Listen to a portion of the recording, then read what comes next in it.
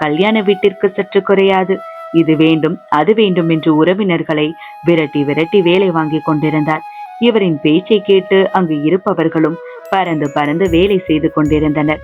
இதை அனைத்தையும் தூரத்தில் இருந்து பார்த்தவாறே நின்று கொண்டிருந்தாள் அவள்.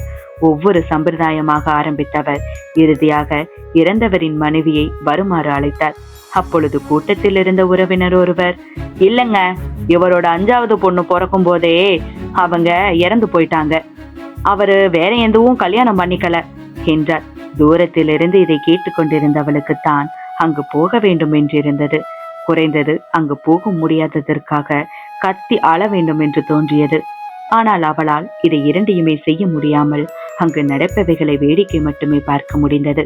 சடங்குகள் அனைத்தையும் முடித்து அவரை அந்த இறுதி ஊர்வல வண்டியை நோக்கி தூக்கி சென்றனர். மகள்கள் 5வரும் கட்டி புரண்டு அழுதனர். அவர்களை அடக்க ஒரு பெரிய கூட்டமே இருந்தது. பின் அவரை அந்த மலர்கள் அலங்கரிக்கப்பட்ட வண்டியில் ஏற்றினர். அப்பொழுது கூட்டத்தில் இருந்த ஒருவர், பொம்பளைங்களா இங்கே நின்றுடுங்கம்மா என்று சொல்லிவிட்டு வண்டியில் ஏறிக்கொண்டார். சிறுவர்கள் வெடியை கொளுத்தி விட தொடங்கினர். சங்கு சத்தமும் செகண்டி சத்தமும் காதை கழித்தது. வண்டி புறப்பட்டு சென்றதும் கூடியிருந்த அனைவரும் ஒன்றன் பின் ஒன்றாக கலைய துவங்கினர்.